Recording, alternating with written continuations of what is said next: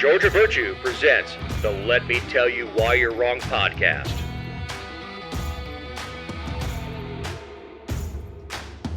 Thank you for downloading episode 293. This week, we have the shooting of a 21-year-old Paulding County woman, Marjorie Taylor Greene update of the week, Congress is fleecing the taxpayers, realtors get slapped, Gen Z idiocy, Mike Johnson in the crosshairs, Israel aid packages pass the House, West Coast, getting out of Gaza, and our update for the Whitehouse this week. I'm Dave Roberts. With me is my partner in this endeavor, Representative Emeritus Ken Pullen. Hey, Dave. It's got a little cool this week, hasn't it? How's business? It was jumping. He was jumping. Even Halloween night, because we go and sit on we go to my brother's house, and he's got twin 10-year-old boys, and of course they love to see their Uncle Dave and Aunt Connie. But we man the candy on the porch while my brother and his wife walk with the kids and all that stuff. I just remember being 10 years old, and these kids won't have the same experience, but my parents didn't walk us to go trick-or-treating. We were cut loose. Like be home by 9. Yeah, we had a lot of kids come by this week. We all hang out with a bunch of people and pass out candy and have a few cold beverages at the same time. There was definitely a couple glasses of bourbon involved. Connie drove home. I was telling you earlier, we had a deer. Like we were passing out candy in a big neighborhood. There's deer everywhere now. But this deer, I guess it got scared with all the commotion going on, ran out in the street, ran into a car. I guess it breaks its neck. It's laying there flopping around in front of hundreds of kids.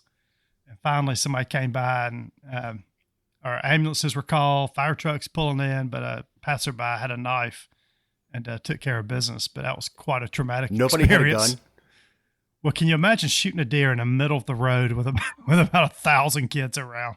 The knife, I think, was a better way to go.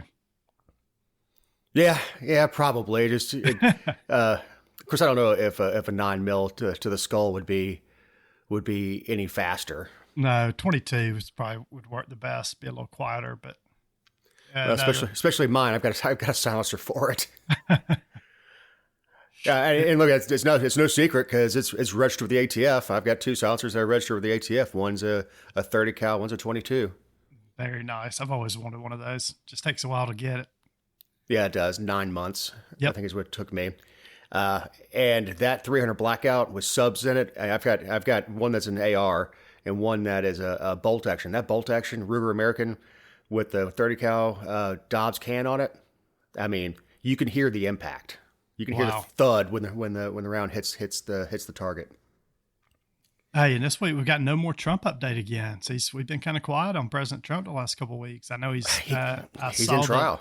The trial's going on, and I saw they called his son up this week, and he acted like... Both of them. Yeah, so I guess when Trump became president, he signed over a ton of stuff to his sons, and now his sons claim this week that Donald Jr. claimed that, I signed a bunch of documents, but I had no clue what was in these documents. I just trusted my accountants to tell me if I should sign or not. So it was kind of interesting. He had to turn over Trump Enterprises. Had to. Yep. But he said, I know Donald Jr. said they asked him about the business and running the business. He said, all that sounds like really, really cool to run Trump Enterprises. But that's not what I've been doing for the last 4 years. So, I don't think they're going to get anywhere with that trial. I find Don Jr. much more charming than his father. Yeah, he is charming.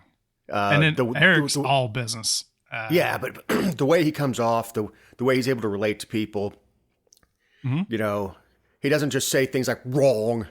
So it's Don Jr. is a little more nuanced.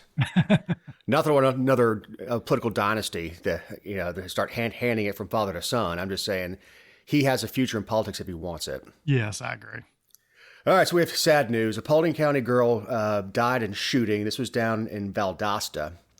She was going to school at Valdosta State. I know, very sad. 21-year-old Valdosta State student Brianna Long from Paulding County. She was just working in a bar down in Remerton, which is a small town close to Valdosta. They were closing up, her and her fellow bar workers, and gunfire erupted outside the building, and it actually hit Brianna Long and killed her. So it wasn't like she was being targeted. This was fire that occurred outside the establishment, and she was just an innocent bystander inside. It's very, very sad. And that's the problem. People don't understand beyond the target. Yep. You know, never put your front sight post on anything you don't want to destroy. Always look beyond your target. You know, yeah, this is bad. And I don't know who. I don't think they've got suspects at this moment. I know GBI put out they're investigating a death, and they actually put out a number for people to call in the Thomasville office down there if anybody knew what happened. But at this point, they don't know. And I'm surprised there weren't cameras outside that saw this occurring. But yeah, this is still an ongoing investigation. Well, it also could come from a half mile away. Yeah, it could have, but it sounds like this is customers outside the bar that were. There were a lot getting into it. Yeah, it sounds like there were a lot of vehicles outside the bar. People were getting into it. Gun gets pulled out, and yeah, but what a tragic. Well, but that happens with drive-bys all the time. Mm-hmm. Yep. Is the target gets down, and you'll find some poor kid that catches a round to the head. Yep. You know, it is if you. And I would say if you're targeting, if you can hit your target. It's just like I said with the 278, the guy that came shooting and driving through the bar out here, 278, had to be 50% of the patrons are armed. This is Paulding County. We carry guns, and nobody fired. And when questioned, they said we're in a crowded bar. Yep. What if I miss? What if it overpenetrates? So to a person, they were responsible. And as soon as the guy went to reload, they went and physically whooped him. Yep. All right, so we've got MTG, the notorious MTG. Yes, our weekly update on her, it feels like.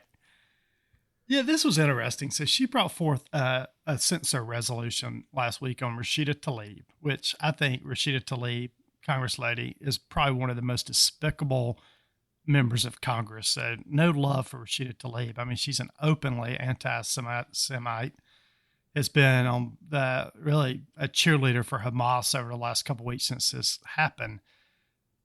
The challenge, and so Marjorie Taylor Greene brings forth this resolution, sends to her, and it fails. And it sounded like, I guess, a group of 23 Republicans voted against the censure of Rashida Tlaib, and Marjorie did not take that very well. She's got to learn to get along a little better. She's in that brash Trump club. Yeah, she is. Where where it kind of worked for the former president, but it just doesn't. I don't think it works for her. Other than maybe I'm able to see through it. Now, is she going to lose her seat? No. But that should have never come to the floor if she didn't have the votes. No, and what she put in this, and I agree. I mean, I know I mentioned Thomas Massey probably too much on his show, but he voted against the bill along with quite a few other members of the Freedom Caucus, which she used to be a member of. They actually kicked her out of the Freedom Caucus last year. But the text of the censor said that Rashida Tlaib, if you remember about 3 or 4 weeks ago, there was some protest in D.C. The protesters went inside the Capitol, and she put Rashida Tlaib was leading an insurrection. And what Thomas Massey said is, he goes, look, I don't believe what happened on January 6th was an insurrection. So if that wasn't an insurrection, you can't call this an insurrection, because she did far less than what happened, the number of people and just the overall, what happened. This was a lot different. So if you don't believe January 6th was insurrection, you can't call this an insurrection. So that was that's what they were protesting. That's what Thomas Massey and Chip Roy and the people that voted against said. You can't do that. And that's what was, that's why I voted against it. For being anti-Semitic and openly anti-Semitic and supporting the enemy of one of our allies, she absolutely deserves to be censured. Yep. But this should have gone to conference, and they should have trimmed that part out. So we're going to give you the censure. Totally. We're going to give you the credit for it, and we're going to give you the censure. But you've got to take this verbiage out. Yeah, you got to take the leading and insurrection verbiage out of the censor. So she didn't, and it went down. So she's got egg on her face. She started, throwing jabs at Thomas Massey, Chip Roy, our Congress lady out in Denver or actually Colorado. What's her name? Lauren Boebert. She voted against it. She went down swinging. She was not happy. If she didn't have the votes, it shouldn't have come to the floor. Yep. She should have bypassed it. 100% correct. Or sat down and talked to someone and say, let's hash this out. Yep. What do we need to remove? Because it would have been a win for her to get the censure. No, it would have been a big win.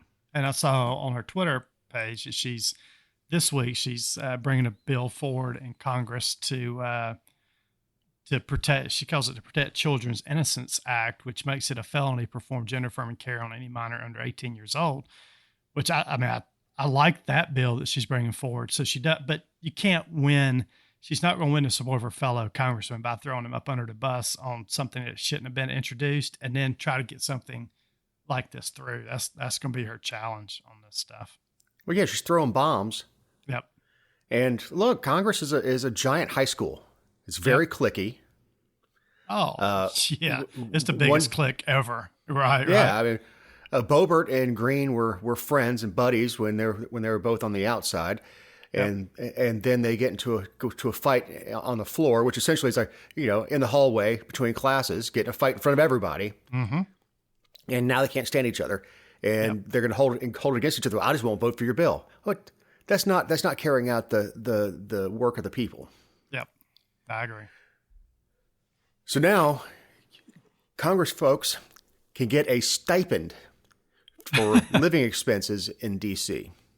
Yeah, I found a story this week, and I was surprised because I've always thought, hey, look, I think the congressmen, I say only, they only make what, 180 to 185, which is a good salary. But it's not a good salary if you're having to fly to D.C., however many weeks they fly, and then pay for an apartment in D.C., and then try to support your family back home if you're not independently wealthy, right? Yeah, but the flights can be covered by campaign funds. They can, but I don't think a lot of times you're living, I guess the point is, unless you're independently wealthy, it's still, you're not making a ton of money being a congressman. No, you have to maintain two households. You can't close up that's right. You can't close up your household in Georgia and say, okay, I'm a congressman. Yep. I mean, unless you're Lucy McBath, in which case you just moved to Tennessee. Yep. And we're going to talk about being independently wealthy in a few minutes for congressmen. But, so as one of the last actions last year when the Democrats had a majority in Congress before Republicans took control, Democrats quietly tucked a provision into one of the internal House rules that grants lawmakers access to an optional $34,000 annual subsidy to pay for their housing and meal expenses. So if you remember a couple of years ago when AOC came in, AOC claimed that there was no way from a person like her, she could live in New York and also live at the Capitol. There's just no way to do that. So I think this provision was tucked in to help people like her pay for their living expenses in D.C. So I had no clue they could do this now. But yeah, as a member of Congress, you get $34,000 to live off of in the district. Optional. You don't have to take it. Yeah, it's optional. And they said that so far, how many people have done this? In total, 113 Democrats and 104 Republicans have taken advantage of the program, which has cost taxpayers $1.4 million so far. That's just during the first half of 2023. So it's probably it's not, the size of our government. It's not a huge program, but it's probably a $3 to $4 million program. The thing that this article pointed out, though, is most of the people doing it, their net worth is well over $1 million. So it's not like this is, and not that there are any poor members of Congress, but there are some that don't have as much. This is people got plenty of money who are going up and taking advantage of this. It was the same thing with the COVID funds. Mm-hmm. Is the quote unquote small businesses that had millions in the bank were first in line to get the COVID handouts, the paycheck protection program, whatever it was. Yep. What they did is they got very sneaky. If they passed a raise for Congress, if they just made the salary for Congress everywhere. $205,000 a year, yep, people would lose their minds, particularly people who are suffering right now. But if you sneak it into the House rules and call it a stipend or subsidy, Nobody notices. Nobody notices it. Just flies under the radar. Yep. And I guess that's the plan, huh? Yeah, I mean, with $34,000, you can rent a $3,000 apartment 12 months out of the year, and man, it pays for your second place to live. Yeah, a lot of congressmen, I mean, you probably know this. I'm sure you've heard these stories of congressmen sleeping in their offices because they couldn't afford a place in D.C. I don't know if that's still occurring after they're getting this money, but I bet there are some principal legislators still doing that. Yes, they shower in the gym. Yeah, downstairs gym, right? It wouldn't be my first choice, but I've talked to plenty of people running for Congress. I said, the job sucks, right? You have to maintain 2 households. Yes, I couldn't do it. It'd be tough. Well, it would be and you tough. wonder why these guys. I mean, and it's like you wonder why they serve a few number of however many number of years they serve, and then they go into consulting or lobbying. Yeah. It's because that's where they make the big money. So you go to DC, or I mean, Atlanta's the same way. There's representatives in Atlanta that stay out. You have to stay out a year if you're a state rep or state senator in Atlanta, but then they go back and make a lot more money than they were when they were serving. So look, I don't blame them if they can make money afterwards. I'm a free market capitalist guy, right? If you can go back and make $1 million a year using the knowledge that you gained while you were serving, then hey, do it. Yeah, I mean, you've done your bit. I mean, it's no different from getting a skill in the military and then getting out and getting a job that you can triple your income. Right. Exactly. Think about jet mechanics in the Air Force. You stay in the Air Force making $34,000 a year. You want to come out and go work for Delta at $100,000. Yep. I agree. Speaking of money, realtor commissions have been artificially inflated. Yeah, this story kind of came out of the blue again. I didn't know this lawsuit was going on. Everybody knows, most of the time when you sell your house, you have a selling agent. If you participate in this, if you don't do it, sell your house, by owner. But your selling agent typically takes 3% from the selling price, and then the buying agent takes 3%.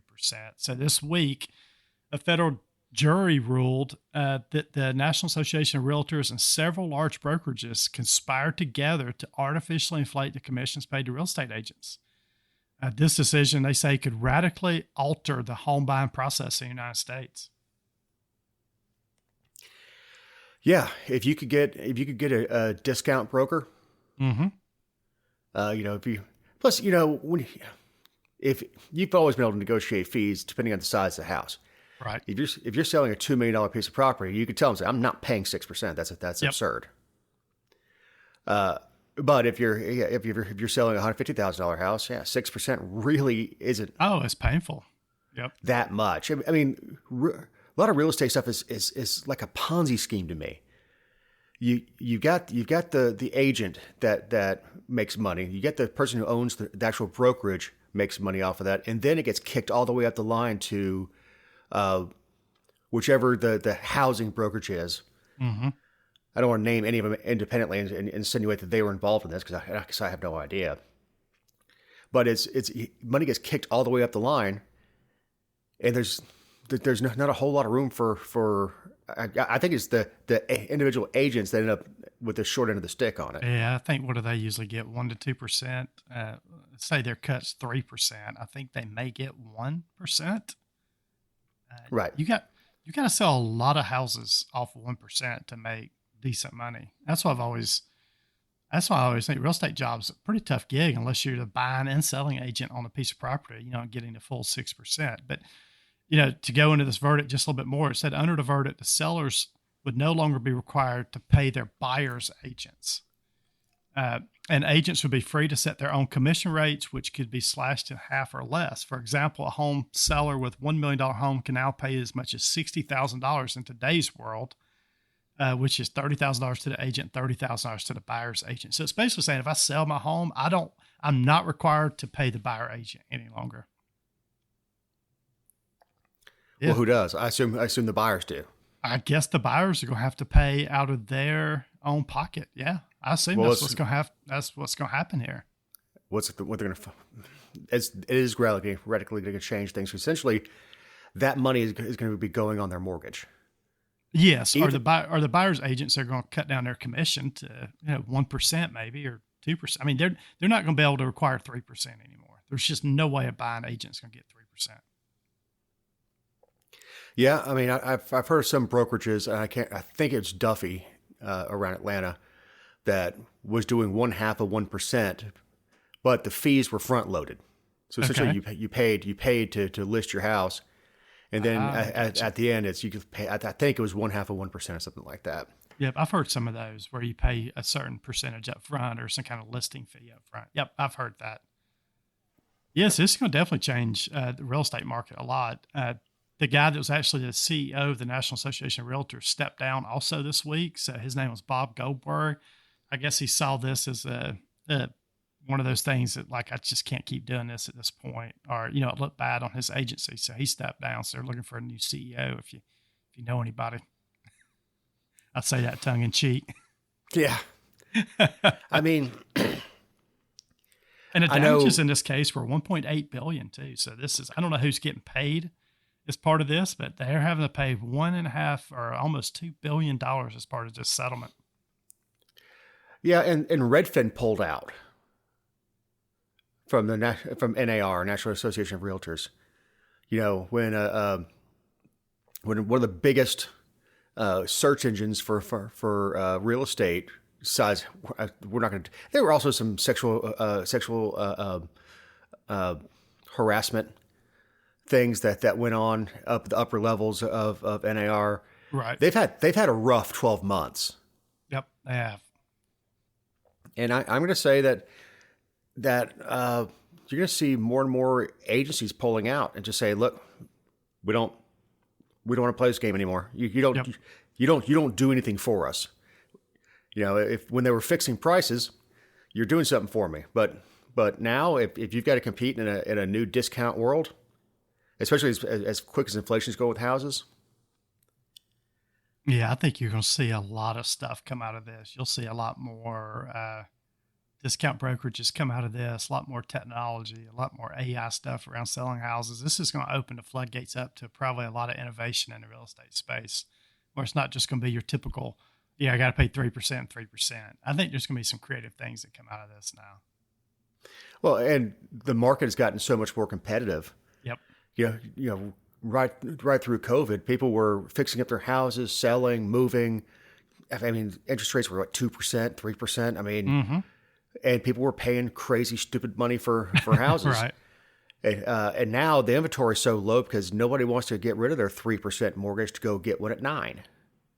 No, and speaking of real estate, I was complaining on Facebook this week that the millage rate in the county I live in is being set here in the next couple of weeks. Is the school system is going to get a 21% net tax increase, and the county commissioners are getting a 12% net tax increase.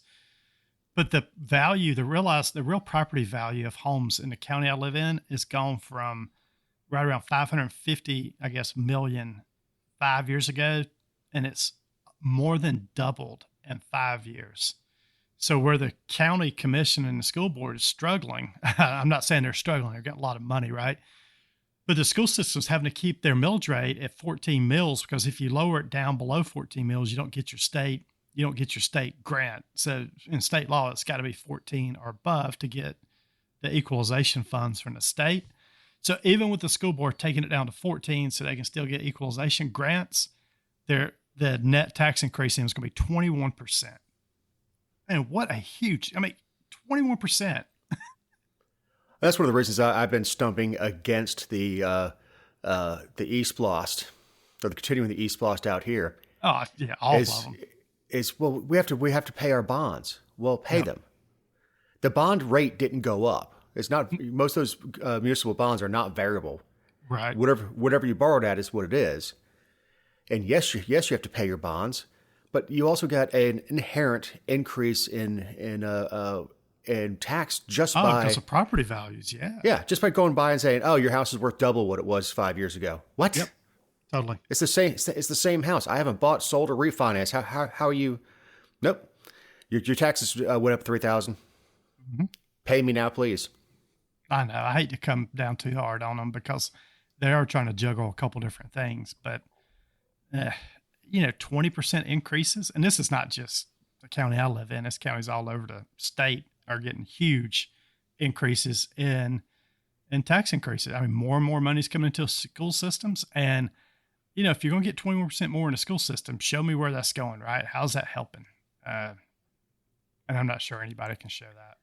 Well, the school system out here could do other things like, I don't know how many times I've said it, 4-day school week, reducing transportation expenses. Don't start the school year until after Labor Day when it starts to cool off a little bit. Yeah, that would help tremendously. Oh, yeah, the energy consumption. So there are things that they could do if they were actually serious about saving money, but they're not. Is, buying propane buses, which is amazing to me because propane's not cheap. It's not like they're actually saving anything, and it's no better for the planet because you cannot produce propane without producing gasoline. And you can't produce any of those without producing diesel. I mean, it's all in the refinery process. So it's not like it's not a fossil fuel.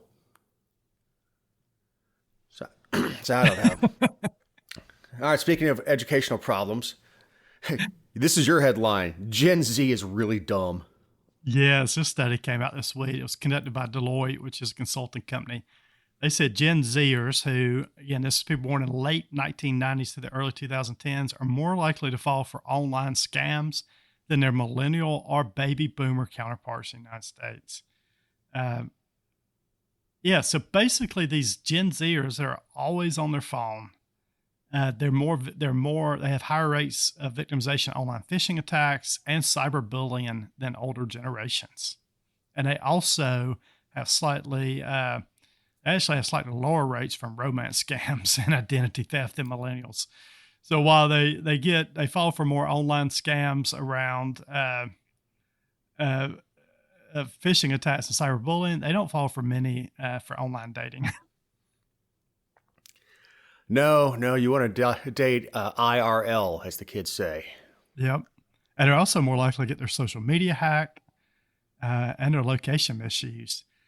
I was telling my wife this story last night because she is in this organization where I cannot remember the daggum name of it, where we live, where it's all teenage girls, and they have a dance coming up.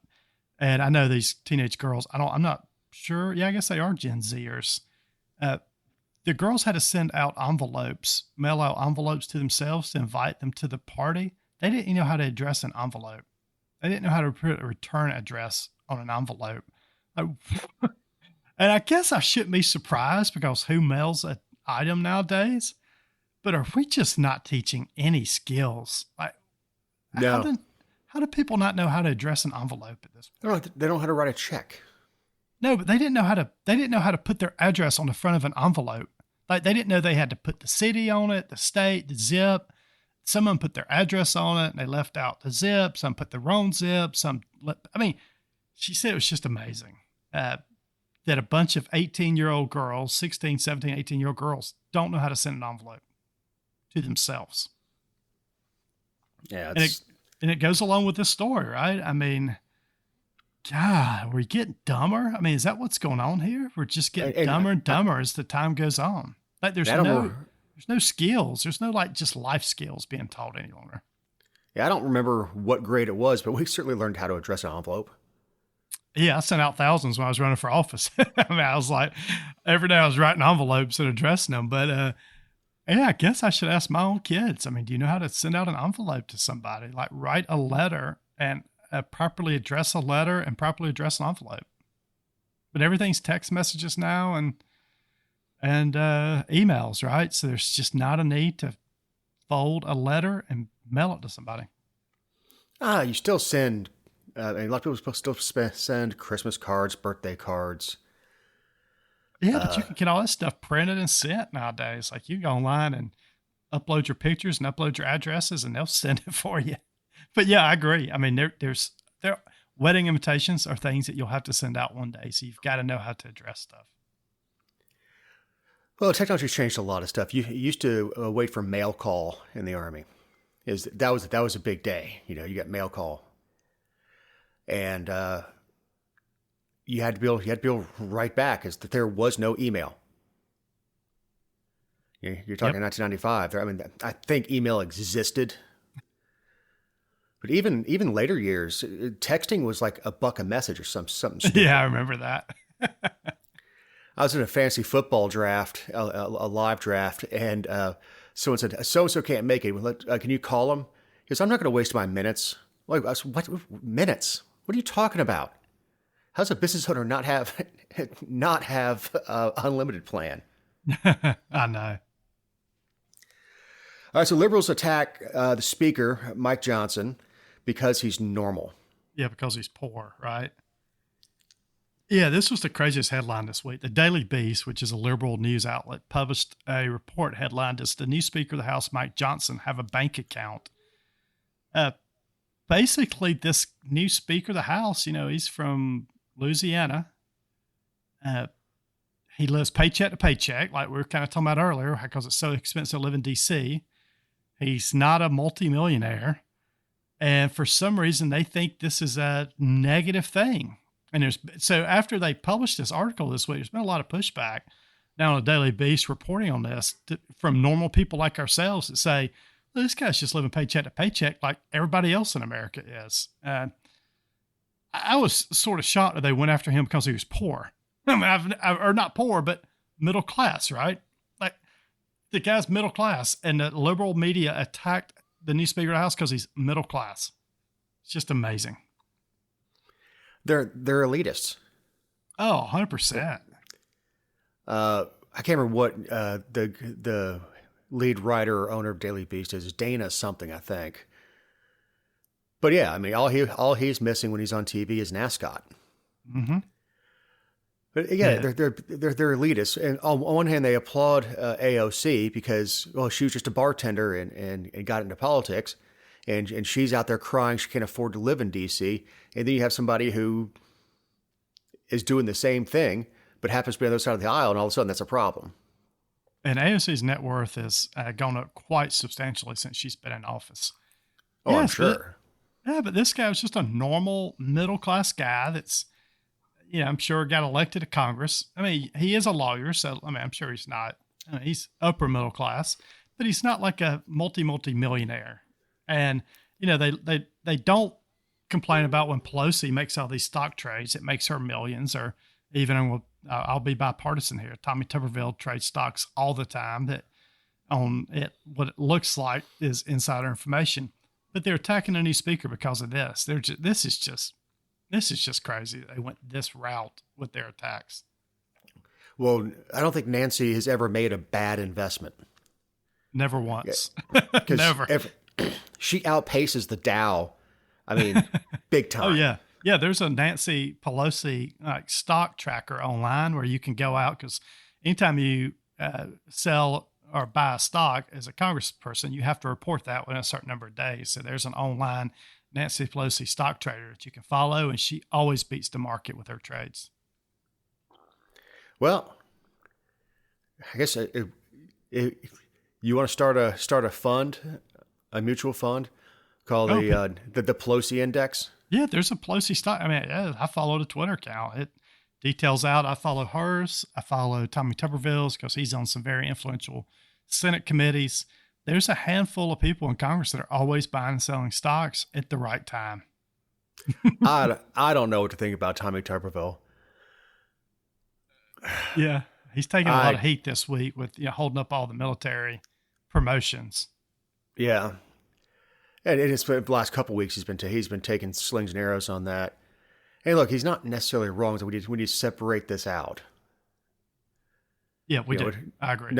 I don't necessarily disagree with him, but he's not making any friends, especially in Alabama, where all the opponent has to do is say, "Look what he did to military pay." You can't tell me he supports military promotions. You can't say he supports the troops. I know. No, you're right. So, House passed a financial aid package to Israel with a twist. With a little bit of a twist. With a little bit of twist. So, yeah, this is kind of breaking news as we record this podcast, but the House voted 226 to 196 to pass a $14.3 billion aid package to Israel. This was opposed by 12 Democrats and two Republicans opposed the bill and 12 Democrats supported it. I think Thomas Massey, again, was one of those that opposed it. The interesting thing about this was this aid is tied to cuts in the Internal Revenue Service. So in an attempt to offset the cost of $14.3 billion in aid to Israel, the House would rescind $14.3 billion in funding for the Internal Revenue Service. I'm all for that. Oh, yeah. It's now, I think like you were going at, this is dead on arrival in the Senate. The Senate Majority Leader Chuck Schumer has already called the House GOP bill a deeply flawed proposal. Old Chuck U. Schumer. Yeah, he's not going to bring it to the floor. Again, this is the Republicans separating out, separating out bills. Take it away from, not away from, but if you want to talk about Taiwan, we can talk about Taiwan separately. If you want to talk about Ukraine, we talk about that separately. We're not going to give you this giant sum of money to dole out for the executive branch to dole out as they see fit. I agree. And These I have need heard to be that single subject type bills. Let's debate Ukraine aid. Let's debate Israel aid, Taiwan aid. But these all be split out different. So, yes, if you have a give and take, you have to take from one area to give to another if you don't want to add to the budget. And the IRS is good enough place as any. Even if it got through the Senate, it would never. The president was not going to sign it. No, they don't. The question is, what do they do next, right? I think Chuck takes that bill, guts it, turns it into a vehicle bill, and sends it back to the House. Yeah, we'll see what he does. I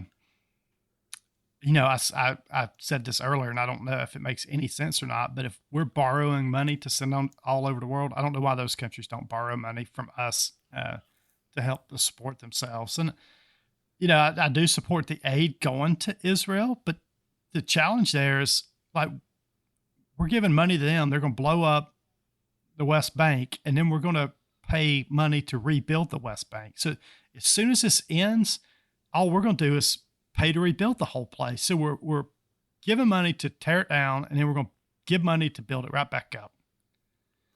Well, there's a meme that went around. It was the rockets going up and the Iron Dome going. You can see both missiles heading towards each other, and on the left, where it has Palestinians firing, it says U.S. tax dollars, and on the right, it shows the Israelis U.S. tax dollars. I know.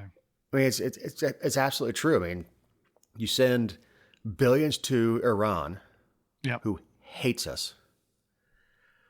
You entertain the leader of Hezbollah,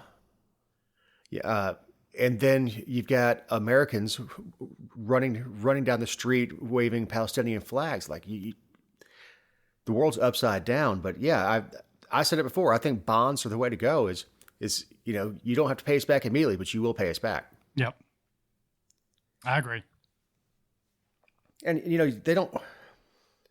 Other than we have treaties, we're not obligated to go and help Israel. But I much prefer sending them money than sending them blood. Yeah, very true. I mean, I want the Israelis to win. I want Hamas gone. Yep. I mean, I can't imagine living knowing any second rockets are going to come crashing through. I can't imagine living in that situation. I don't know if you've seen, but the Hamas leader keeps giving interviews. He lives over in, I think it's Qatar, and he's a multi-billionaire. Let's take this guy out. Now, if we really want to get rid of Hamas, you got to take the head of the snake out. I don't know why they just let this guy get on TV and continue to spout all his craziness. Because it could be an act of war. Take that guy out. It's because he's in a friendly country. I mean, I don't know how friendly they are behind the scenes, but we have bases in Qatar and all that stuff. So we got craziness from West Coast. Yeah, crazy, right? I did not know that but we'll be quick on a story. But basically, Oregon Education Association, who is OEA, represents more than 40,000 teachers throughout the state, said that standardized tests are inaccurate and equitable and don't accurately measure student learning and growth. So basically, they declared this week to graduate high school, you no longer have to pass any standardized tests. That just includes basic reading, writing, and math skills. So they're letting everybody graduate with no like preconditions or requirements to get your diploma. You can wipe your butt with a high school diploma. It's worthless. First of all, yes, it's getting more worthless. I mean, yeah, I always got mad when I heard superintendents come, and they'd come to the Chamber of Commerce and stuff, and they brag about graduation rates. Our graduation rate is 98%. I'm like, that's not the idea of graduation. It's not just do your time and get your piece of paper. You should have a standard. And if you're graduating, if almost everyone graduates, if you only have 2% dropouts, that means that the subject matter isn't tough enough. Yep, I agree. But they're dumbing everything down. Now these kids will come out with a 4.0 and walk into a college, and they're going to be laughed out of class. You shouldn't have to teach reading at college. No, these kids are going to graduate. It's like you said, these kids are going to graduate high school and go straight into college without basic math and reading and writing skills. Yeah, you should be able to, before you get out of high school, you should be able to do a fair amount of algebra. Certainly before you get out of middle school. yeah, I agree. But definitely high school. I mean, look, so I don't use algebra. I use it every day. We solve for X every day with what I do. You know, it's not that I'm an engineer or anything, but if you're trying to figure out how many cubic feet per minute to put in this house, yep, you've got to kind of draw it out. Yep.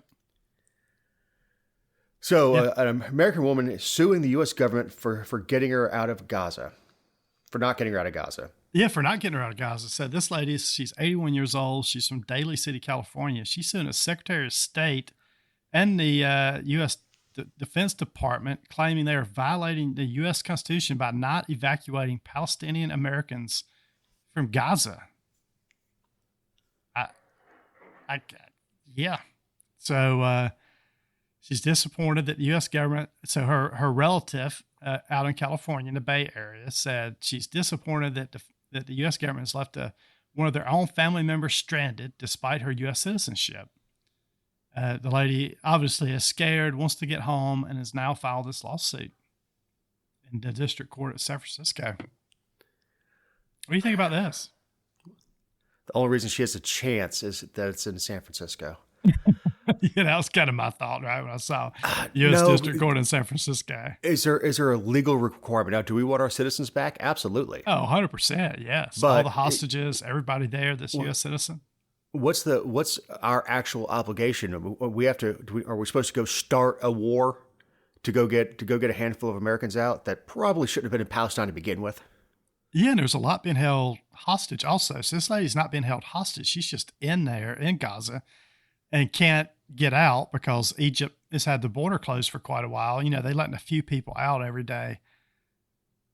But yeah, I mean, what happens if the district court in San Francisco says, yes, we're going to grant your order, or, you know, you're going to win your lawsuit. I know it's not going to go through quick, but I don't know what kind of future precedents that would set in any kind of hostile situations around the world or in the future, right?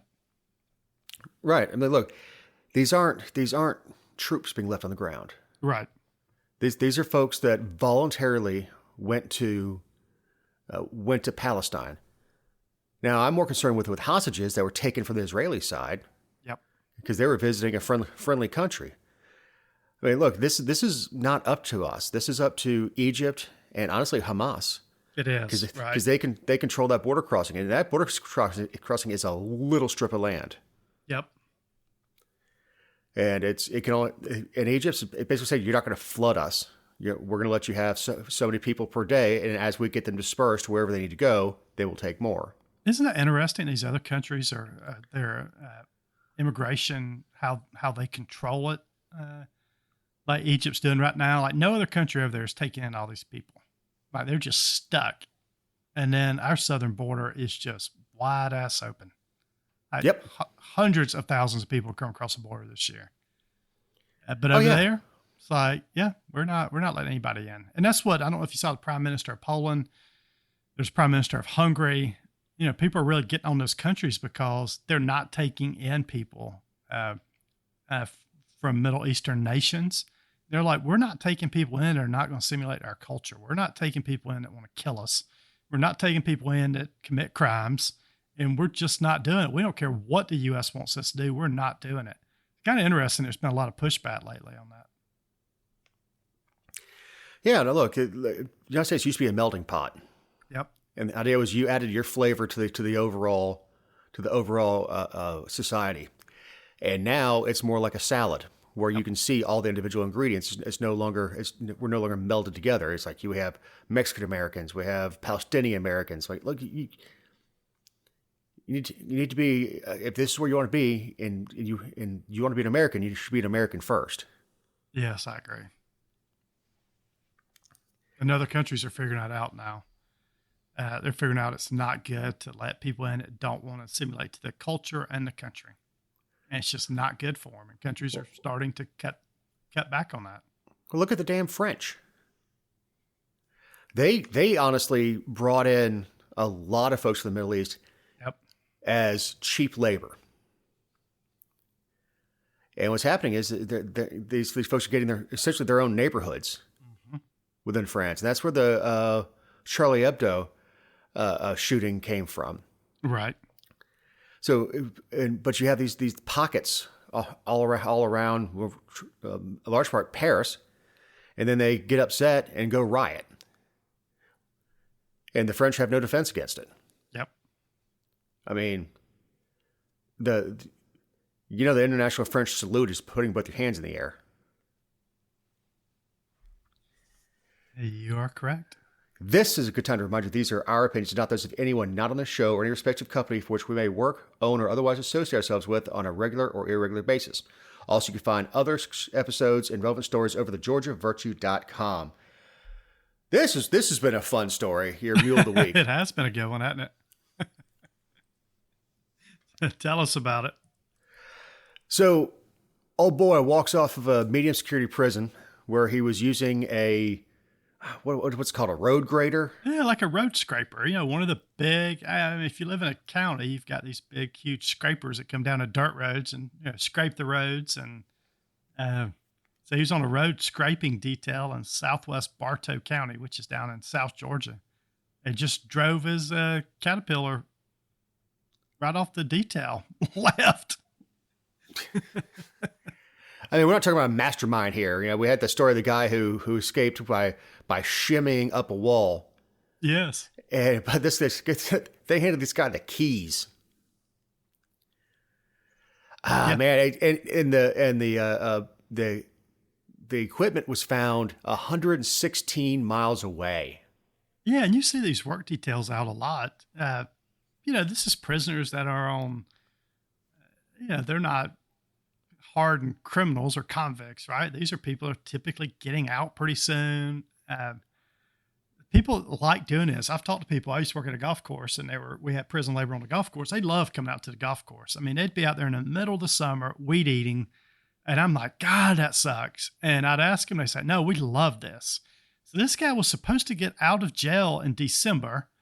It's November, early November, and he goes riding down the road, and the Georgia Department of Corrections, if you ever seen their website or their Facebook page, they're always putting out puff pieces and how great they are. They didn't put anything out on this. They ended up finding this, 5 days later, Dave, and 18 miles away in a parking lot in Bloomingdale. Still hadn't found him. Lot. Yeah, still has not found Richard. He's still on the run. Well, a couple of things that Jessica pointed out is that he wasn't going down 16 or anything like that. He's not like he was running down the interstate. The max speed on that thing is 22 miles an hour. And I have no idea if he knows where he's going. or if he had any help or plan or anything else. But as of recording, he still hadn't been found. No, 22 miles an hour though.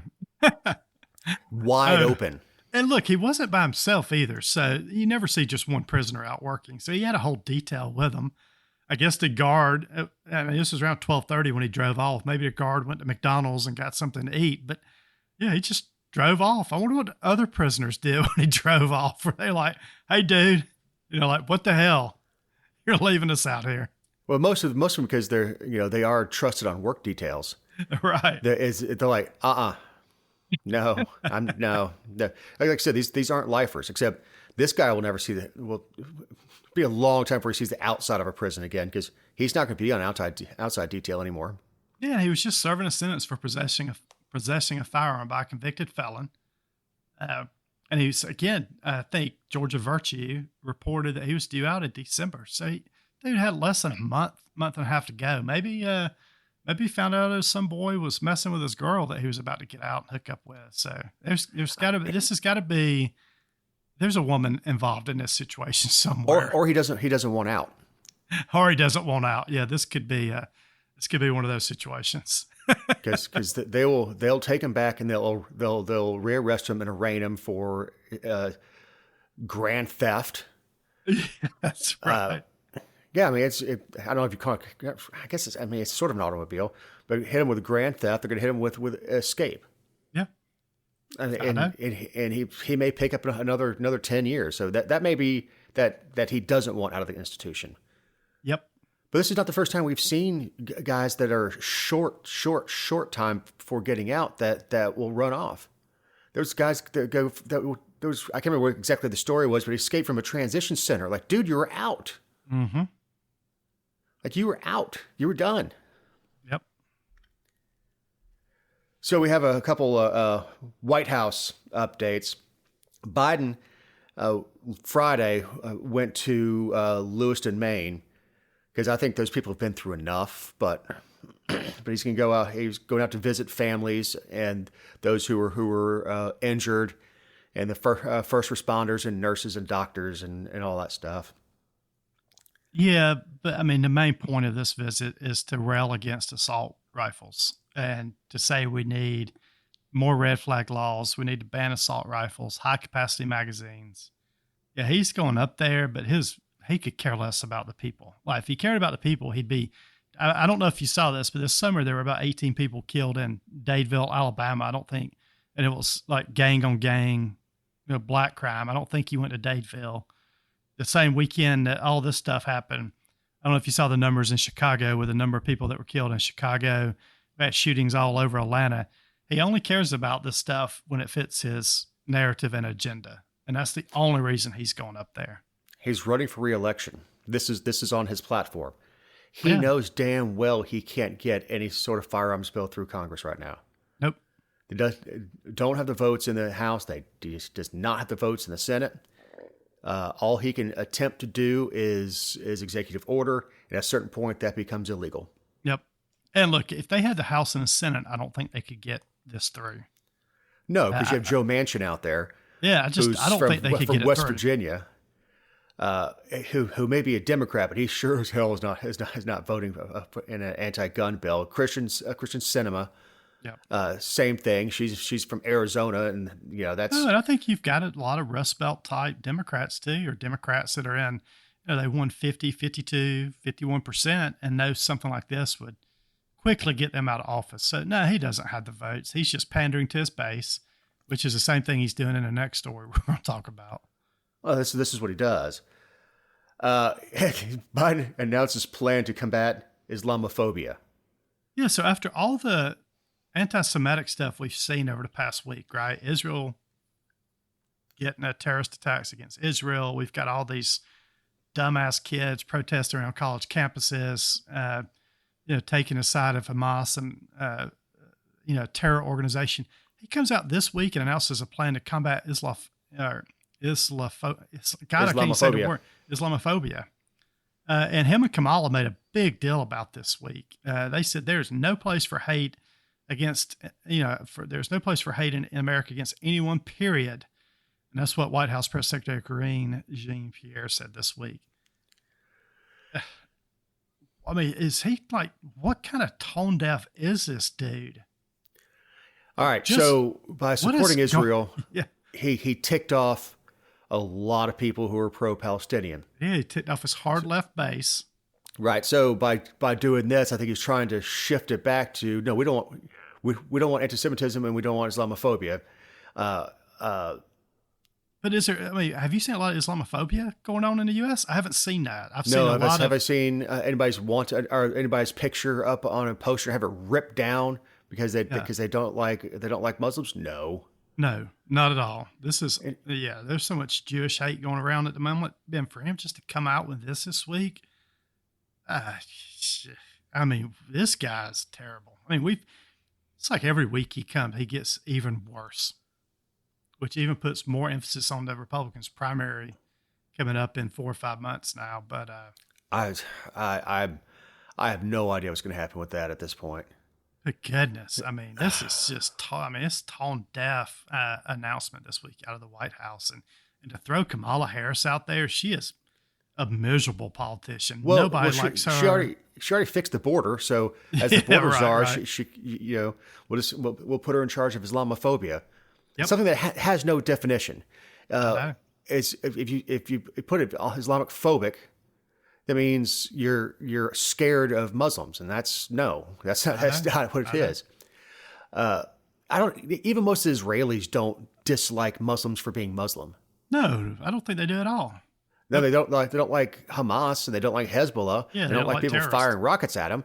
But there's no huge anti-Muslim sentiment in Israel. It's anti-Hamas. Yep, I agree.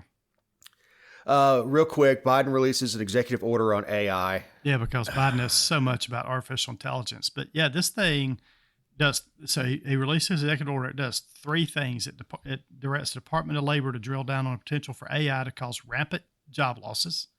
It tasked the Consumer Financial Protection Bureau, which we typically refer to as a CFPB, and the Department of Housing and Urban Development to address how AI could worsen discrimination in the banking and housing sectors. It requires the Office of Management and Budget and other agencies to determine how the government can use AI without undermining data privacy. Word salad. So there you go. You got a bunch of bureaucrats now trying to figure out how AI is going to impact all of us. Yeah, word salad. It is a word salad. But I mean, look, think of the billions of dollars that would be spent and the number of people that would be hired to come up with something that's probably about 15 years behind what's actually going on in the real world with AI. Oh yeah, I mean, half of them still think that we're talking about the robot from Lost in Space. Yep. Man, I don't know. I did see, speaking of hiring, that the number 2 job increaser was government. Mm-hmm. Something like 51,000 jobs. Jeez. Figures. All right, what you got for a closing thought, Kenny? I just realized we're in November now, and did we have a really mild hurricane season this year, or did I just miss something? I think we did, didn't we? I mean, there were some that there in the Pacific. Yeah, there were some Pacific hurricanes that were really strong. And we didn't. There was a glancing blow here or there, but no, we didn't have. We're pretty much done with it at this point. Yeah, so we didn't have Katrina. Hey, good for us. Good for the coast down there that we really didn't get anything major this year. Well, it's climate change. Yep, and it's climate change. And as this podcast released, it'll be getting dark about 5:30 in Georgia, which is the most miserable time of the year that it gets dark when you get off work.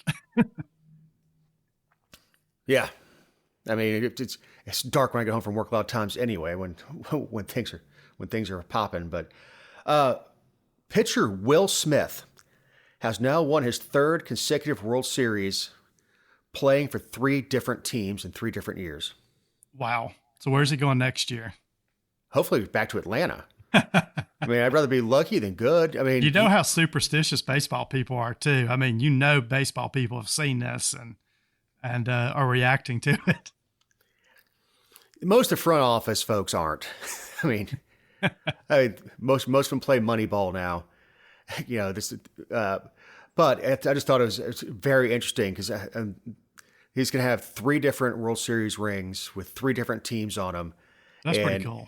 Every fan base when they saw Will Smith would groan because, you know, he got himself in a lot of high leverage situations, but he pitched out of it. He just drove us nuts. Right. As you're sitting there chewing your fingernails, watching the World Series, and like, he's calling in Will Smith, like, oh no, Snit, why'd you do that? But good for him. So it's actually end on a high note. So Kenny, big thanks to you. Thank you, Eric. Hopefully I see you tomorrow, Eric. We'll talk to you guys next week.